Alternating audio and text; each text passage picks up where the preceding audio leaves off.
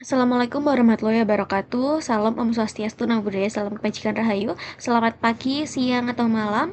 Yang saya hormati Ibu Herlina selaku dosen pengampu mata kuliah penganggaran sektor publik dan rekan-rekan yang saya banggakan.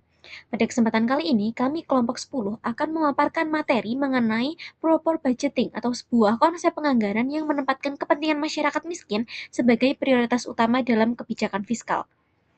Baik, sebelum masuk ke materi, izinkan saya untuk memperkenalkan rekan-rekan saya yang akan memaparkan materi pada kesempatan kali ini.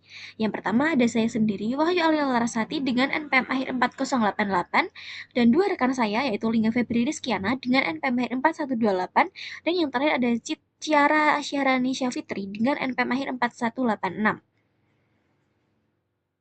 Nah, sebelum masuk ke pembahasan materi, saya ingin mengajak teman-teman sekalian melihat kondisi nyata terlebih dahulu. Berdasarkan data dari BPS per September 2025, jumlah penduduk miskin di Indonesia itu mencapai 23,36 juta jiwa atau sekitar 8,25% dari total populasi. Nah, angka ini kan bukan cuma yang sedikit atau hampir 24 juta orang itu masih hidup dalam kondisi yang serba terbatas. Yang perlu menjadi perhatian itu adalah masih adanya kemiskinan ekstrim. Per Maret 2025 tercatat sekitar 2,38 juta jiwa atau 0,85% penduduk itu berada di kondisi ini, yaitu kelompok masyarakat yang bahkan kesulitan memenuhi kebutuhan hidup paling dasar. Selain itu, garis kemiskinan yang digunakan BPS saat ini itu ada di angka sekitar 609.000 rupiah per orang per bulan. Jika dibagi per hari, nilainya itu kurang lebih hanya 20.000 rupiah. Nah, dengan jumlah sebesar itu, seseorang itu harus mampu memenuhi seluruh kebutuhan hidupnya, mulai dari makan, minum, transportasi, hingga kebutuhan lain. Nah, dari sini kita bisa lihat bahwa persoalan kemiskinan itu bukan sekedar angka, tapi realitas yang benar-benar dihadapi banyak masyarakat.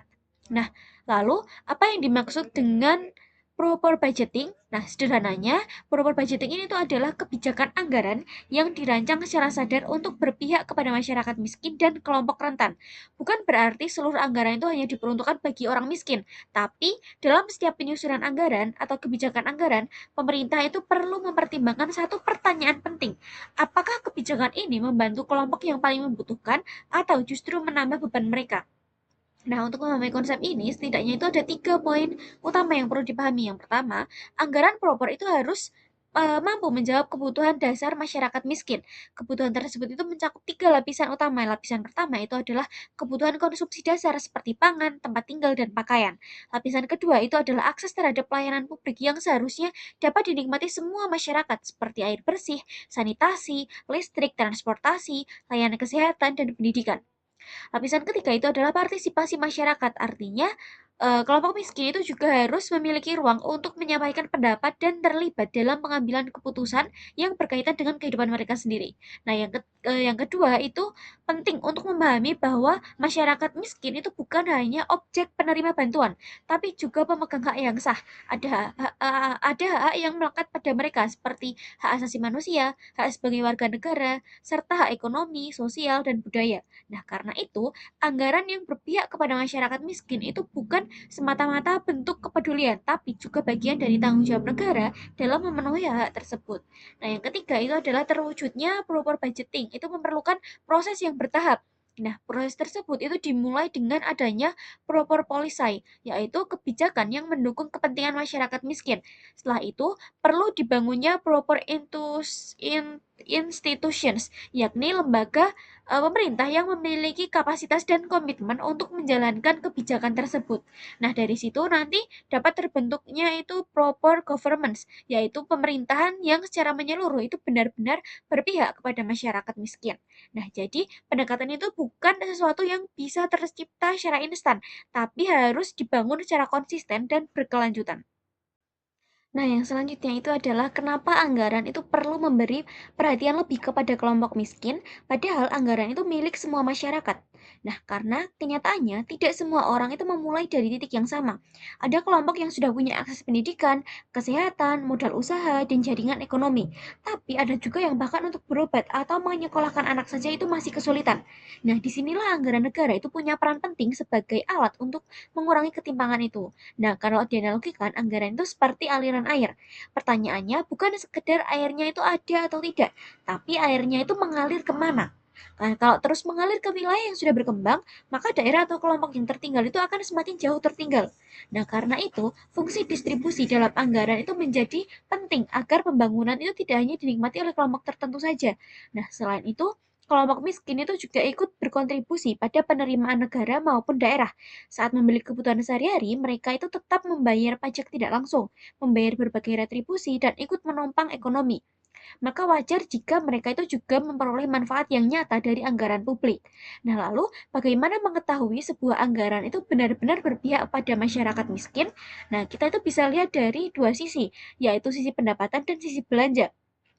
Dari sisi pendapatan, pemerintah itu seharusnya tidak menjadikan kelompok rentan itu sebagai sasaran utama untuk mengejar pemasukan daerah.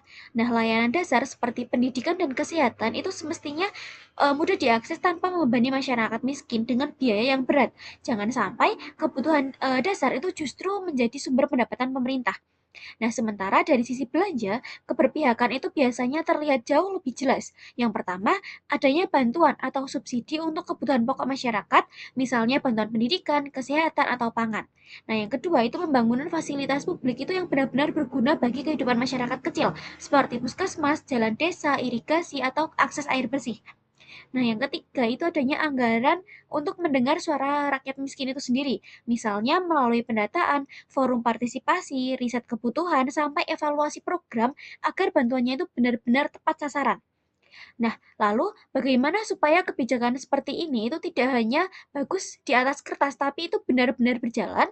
Nah, ini ada beberapa syarat penting. Yang pertama adalah kemauan politik dari para pemimpin. Nah, karena tanpa adanya komitmen yang serius, program penanggulangan kemiskinan itu biasanya hanya berhenti sebagai slogan.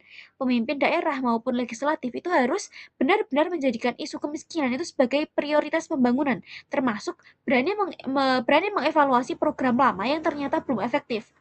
Yang kedua adalah lingkungan atau iklim yang mendukung. Penanganan kemiskinan itu tidak cukup hanya dengan program pemerintah, tapi juga membutuhkan cara pandang masyarakat yang lebih peduli dan tidak menyalahkan orang miskin atas kondisi mereka. Nah, regulasi itu juga harus mendukung, misalnya mempermudah usaha kecil, melindungi pedagang kecil, atau mengurangi pungutan yang memberatkan petani dan nelayan. Nah, dan yang ketiga itu adalah tata kelola pemerintahan yang baik. Penanganan kemiskinan itu selalu berkaitan dengan banyak aspek. Jadi pemerintah itu harus bekerja secara terbuka, transparan, dan bertanggung jawab. Anggaran itu harus jelas penggunaannya, kemudian penyelewengan itu harus dicegah, dan antar lembaga itu harus mampu bekerja sama. Karena ketika tata kelola yang buruk itu dan korupsi tinggi, yang paling dirugikan itu biasanya justru masyarakat miskin. Baik, selanjutnya kita masuk ke aspek teknis operasional pro-poor budgeting. Nah, pro-poor budgeting itu adalah kebijakan penganggaran yang lebih memprioritaskan kepentingan masyarakat miskin. Nah, jadi pemerintah itu tidak hanya fokus pada pembangunan fisik saja, tetapi juga memastikan bahwa anggaran itu benar-benar membantu masyarakat yang membutuhkan, misalnya itu melalui pendidikan, kesehatan, bantuan sosial, dan juga penciptaan lapangan pekerjaan. Nah, tujuan utama dari konsep ini itu adalah agar pembangunan itu bisa dirasakan secara adil oleh semua masyarakat, terutama kelompok ekonomi yang lemah. Nah, dengan begitu angka kemiskinan bisa berkurang dan kesejahteraan masyarakat itu bisa meningkat. Selanjutnya kita masuk ke prinsip-prinsip umum penganggaran yang baik, yaitu yang pertama ada transparan, rasional, akuntabel, dan keadilan dan proporsional. Nah, dalam penyusunan anggaran itu ada beberapa prinsip penting. Yang pertama itu adalah transparan, yang artinya masyarakat itu bisa mengetahui bagaimana anggaran dibuat dan juga digunakan. Yang kedua itu ada akuntabel atau rasional. Nah, yaitu pemerintah itu harus bisa bertanggung jawab terhadap penggunaan anggaran tersebut. Selain itu, anggaran itu juga harus efektif dan efisien, yang artinya dana yang digunakan itu harus memberikan manfaat yang besar bagi masyarakat yang tidak boleh diboroskan. Nah, prinsip yang terakhir itu adalah anggaran harus berorientasi pada kepentingan masyarakat, terutama masyarakat yang paling membutuhkan bantuan.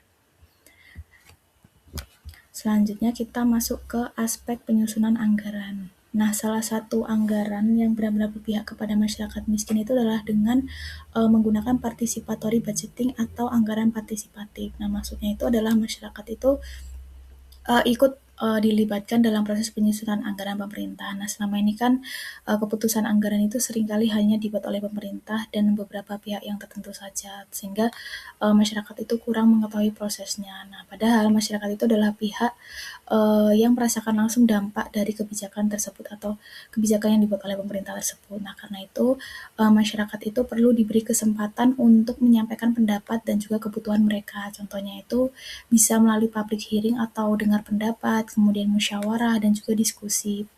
Nah, dengan cara itu pemerintah itu bisa mengetahui kebutuhan yang paling penting bagi masyarakat seperti perbaikan jalan, bantuan pendidikan, fasilitas kesehatan atau bantuan usaha kecil. Nah, selain itu proses yang terbuka itu bisa membuat masyarakat lebih percaya kepada pemerintah karena kebijakan itu dibuat secara transparan.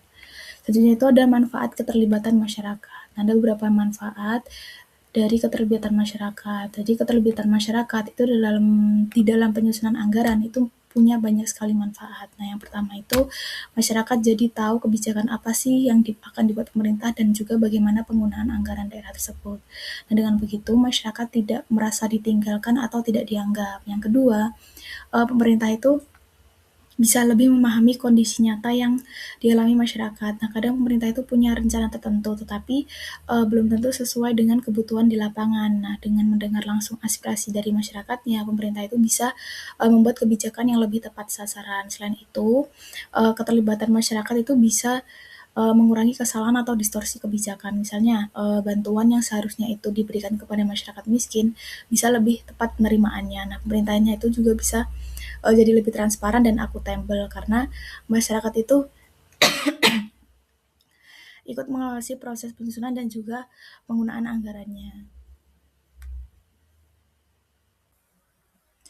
Baik, selanjutnya kita masuk ke aspek penerimaan daerah. Nah, selain dari sisi penyusunan anggaran, pemerintah daerah itu juga harus memperhatikan aspek penerimaan daerah. Nah, pendapatan daerah itu biasanya berasal dari PAD atau pendapatan asli daerah seperti pajak dan juga retribusi. Nah, namun dalam membuat kebijakan penerimaan daerah, pemerintah itu harus memastikan bahwa masyarakat miskin itu tidak semakin terbebani. Misalnya jangan sampai biaya pelayanan kesehatan, pendidikan, ataupun administrasi itu jadi terlalu mahal bagi masyarakat kecil. Nah, karena itu pemerintah bisa membuat kebijakan seperti pengurangan biaya retribusi, pembebasan biaya pengobatan tertentu, atau bantuan pendidikan untuk masyarakat kurang mampu. Nah, dengan cara ini tuh masyarakat yang miskin itu tetap bisa memperoleh pelayanan dasar tanpa merasa terbebani oleh biaya yang tinggi. Selanjutnya itu ada kebijakan pajak yang adil. Nah, pemerintah daerah itu juga harus memperhatikan keadilan dalam kebijakan pajak dan juga retribusi. Jangan sampai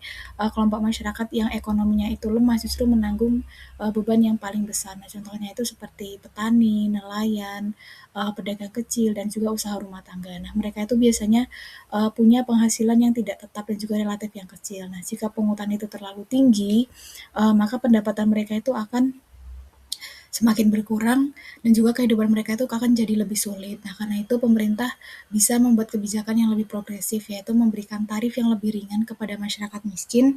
Nah, dengan kebijakan yang adil ini, masyarakat itu tetap bisa menjalankan kegiatan ekonominya itu tanpa merasa terbebani. Selanjutnya itu ada aspek pembelanjaan daerah.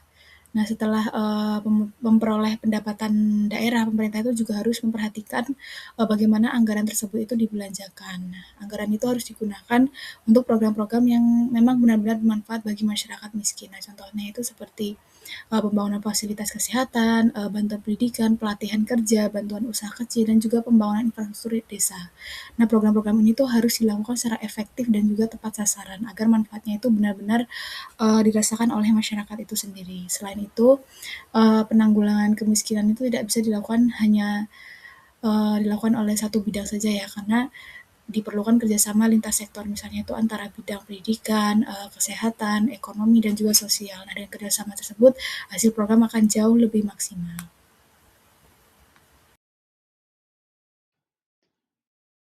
Oke, di sini saya akan menjelaskan mengenai pembelanjaan untuk program penanggulangan kemiskinan.